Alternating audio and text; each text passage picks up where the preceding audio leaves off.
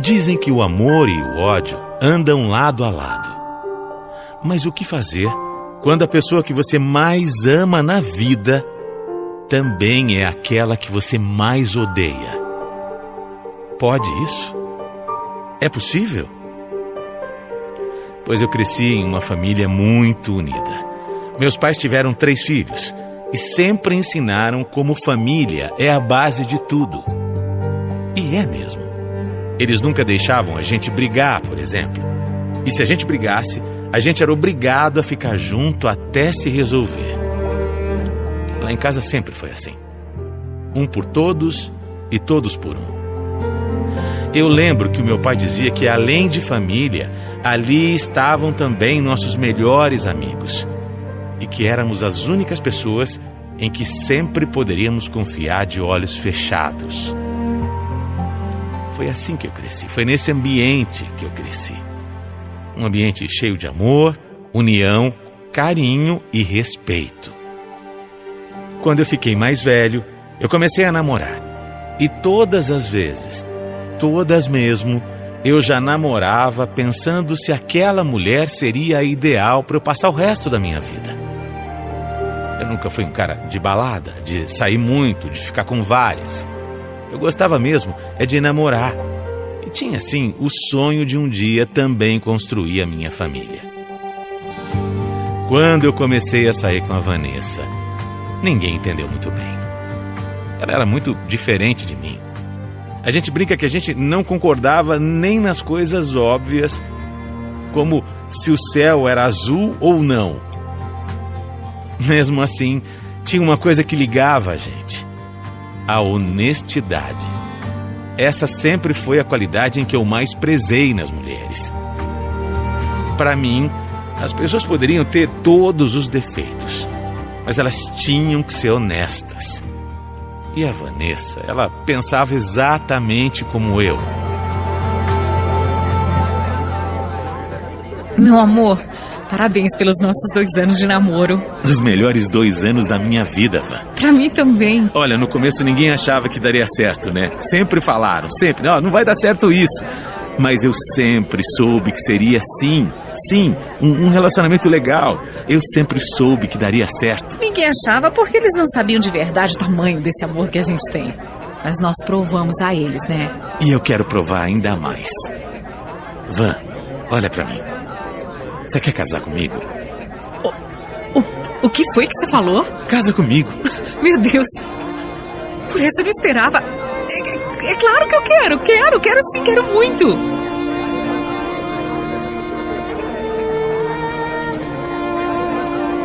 Apesar de todas as diferenças, a gente se dava muito bem. As nossas opiniões diferentes sobre quase tudo nunca foram um problema. A realidade até era bom, porque a gente aprendia muito um com o outro. E se respeitava demais. Eu não sei explicar para você o tamanho do meu amor por essa mulher. Cada dia que passava, eu me apaixonava mais por ela. Impressionante. A gente falava muito sobre o nosso futuro. E até nisso, a gente não entrava no consenso. Enquanto eu queria logo ser pai, ter uns 3 filhos, ela preferia esperar. Viajar, curtir, trabalhar mais, estudar mais. A Vanessa sempre foi muito ambiciosa na profissão dela. E eu entendia isso, até porque a gente ainda era novo e tinha muito tempo pela frente. Depois que a gente casou, a nossa vida só melhorou. Eu amava a rotina de homem casado. Amava chegar do trabalho, jantar com ela, conversar sobre o dia, depois assistir um filme tranquilo, dormir abraçadinhos um com o outro. No fim de semana, a gente sempre gostou muito de sair para jantar, de curtir, viajar, sabe? E para completar, tanto eu quanto ela estávamos em fases ótimas no trabalho. Realmente estava tudo muito perfeito. A única coisa ruim é que eu viajava de 15 em 15 dias e ficava fora para acompanhar algumas coisas da empresa em outra cidade. Mas até isso a gente tirava de letra.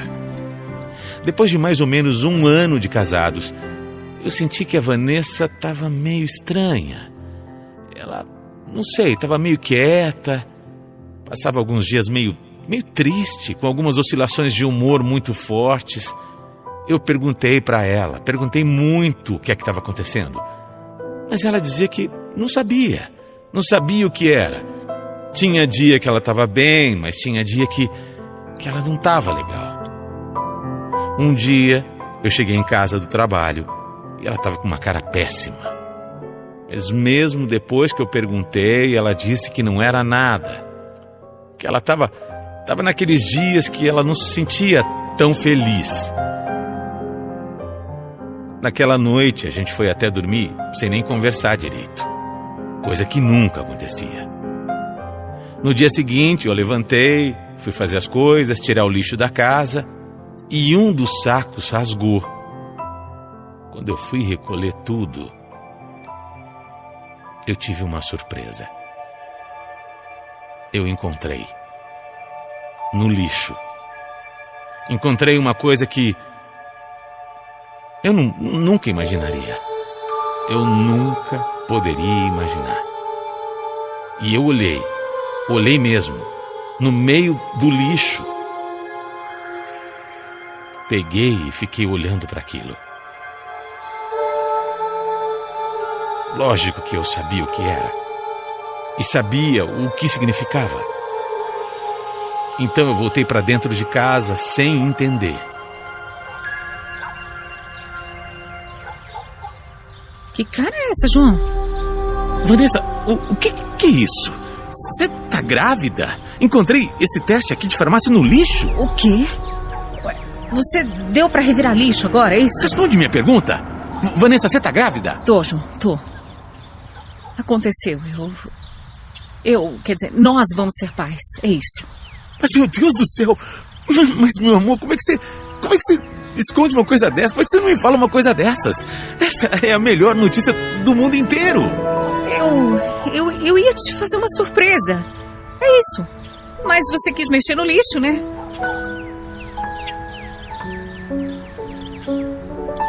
Apesar de ela falar que ia me fazer uma surpresa, ela não parecia realmente muito feliz com a notícia. Eu entendia. Eu estava entendendo muita coisa. Aquelas mudanças de humor, o estresse, o jeito dela, mais quieto. Tudo isso era por conta dos hormônios da gravidez. E eu sabia que mesmo ela dizendo que estava feliz, ter um filho, naquele momento, não era exatamente o que ela planejava. Mas eu estava feliz. Eu estava muito feliz. Eu nem sabia, olha, não dá para explicar, não cabia dentro de mim tanta alegria. Por mim, eu já ligava para todo mundo, amigos, família, para contar a notícia. Mas a Vanessa pediu para esperar dar 3 meses, que é o período mais crítico da gravidez. Eu concordei. Mesmo não contando para ninguém, naquele dia mesmo eu já saí e comprei o primeiro sapatinho para o nosso filho, que eu nem sabia se era menina ou menina. A Vanessa não se empolgou muito com o presente. Mas eu sabia que aos poucos ela ia ficar mais contente. Coitada, ela até pediu desculpa por não estar muito no clima e disse que realmente ela não esperava uma gravidez naquele momento. Falou mais uma vez que tinha outros planos, que queria aproveitar mais a nossa vida de casal e que sabia que um filho era uma responsabilidade muito grande. Naquele dia eu abracei forte a Vanessa e disse que ela não precisava se preocupar, porque eu ia estar do lado dela o tempo todo, para tudo. Diz que juntos nós iríamos fazer tudo dar certo. Ela chorou, disse que não entendia. E eu acho que não entendia totalmente mesmo. Eu estava tão feliz, tão realizado, que eu não conseguia entender como ela podia não estar sentindo o mesmo que eu.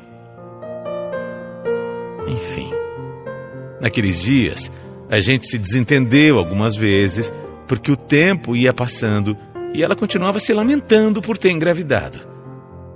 Eu falei para ela que até era um pecado. O bebê ia sentir essa rejeição, ela não podia ficar daquele jeito.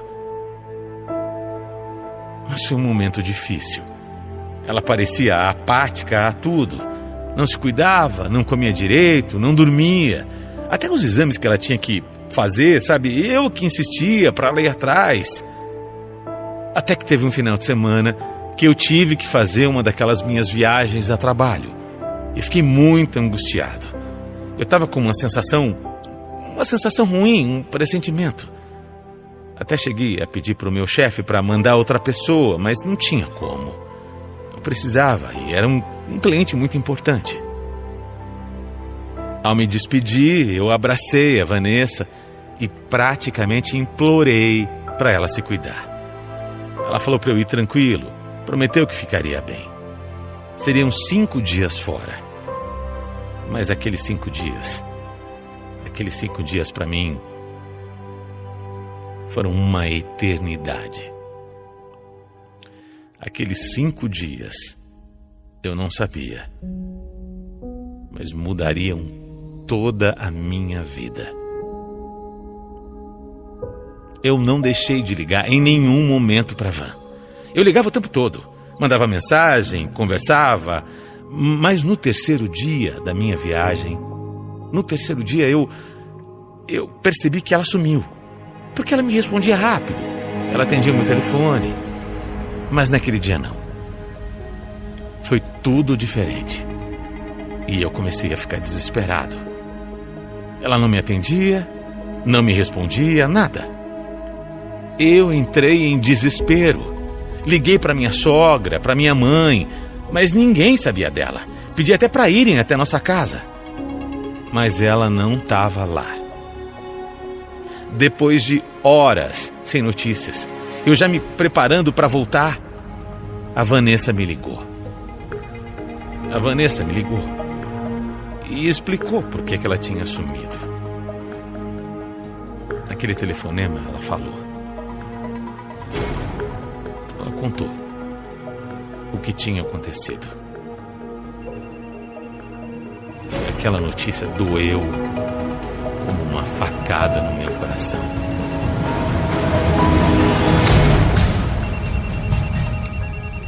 Oi, João. Eu perdi o nosso filho.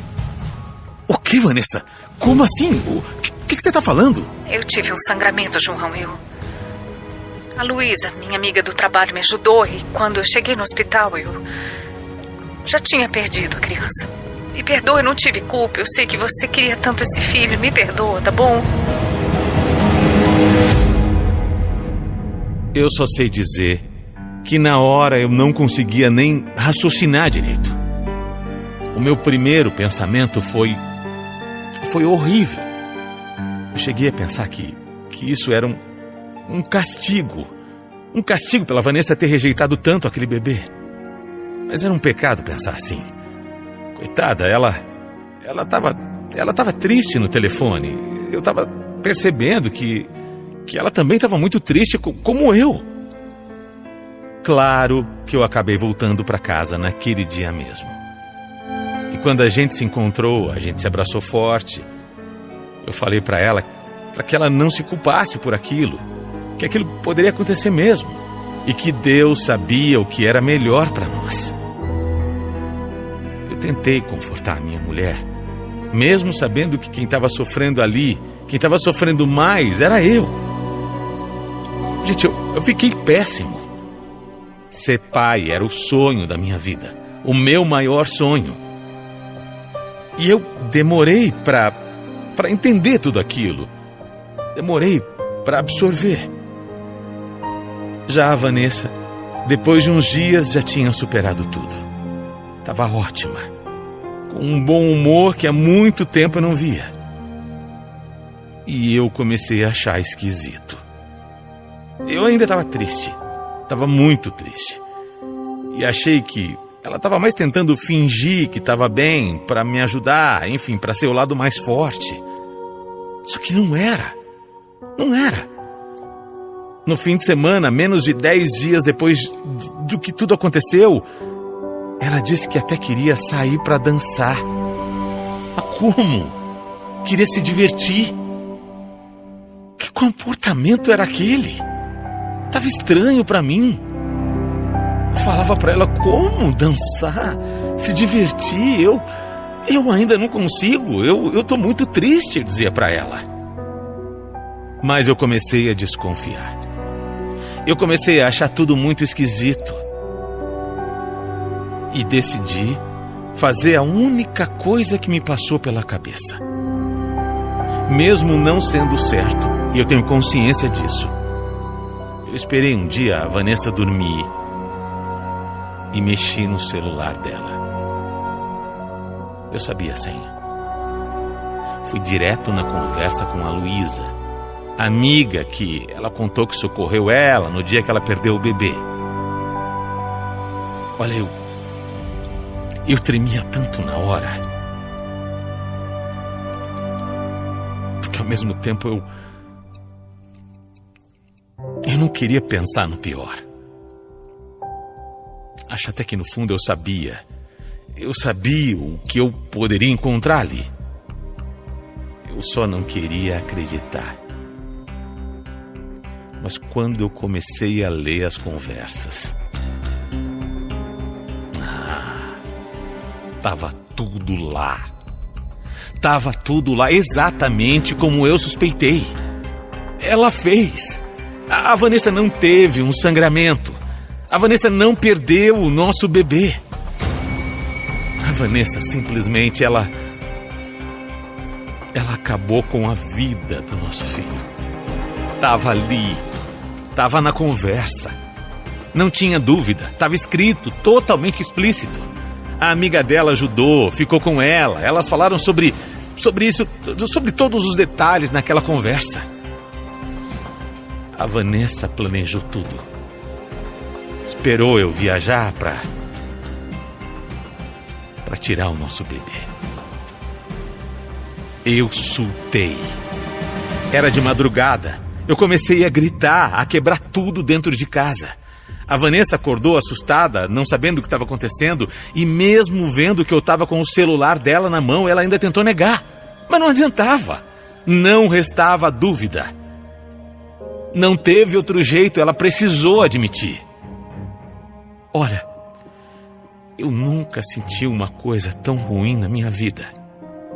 A minha mulher, a mulher que eu amava tanto, que eu confiava tanto. A minha mulher tinha me tirado o direito de decidir sobre a vida do meu filho. A minha mulher tinha mentido para mim. Como uma monstruosidade dessa? Olha, eu gritava, eu tremia tanto. A minha vontade era partir para cima dela, porque eu tava com uma raiva tão grande. Mas tão grande. Eu nunca faria isso. Eu nunca encostaria a mão nela. Por mais raiva, ódio que eu estivesse sentindo, eu nunca faria isso. Nós discutimos por horas no meio da noite. Ela tentou me explicar que não estava pronta, que não queria aquela responsabilidade, que ela não ia ser feliz, mas não tinha discussão. O que ela tinha feito não tinha perdão. Eu decidi ir embora daquela casa. Eu decidi sair de lá e eu carregava comigo um sentimento horrível. Eu estava disposto a nunca mais olhar para a cara dela. Ela tinha me arrancado o meu sonho de ser pai. E a minha confiança. A confiança que eu sempre tive nessa mulher, meu Deus do céu. Nos dias seguintes ela me procurou incansavelmente, dizendo que me amava, que estava arrependida, implorando meu perdão. Sabe, olha, eu vou ser muito sincero, muito.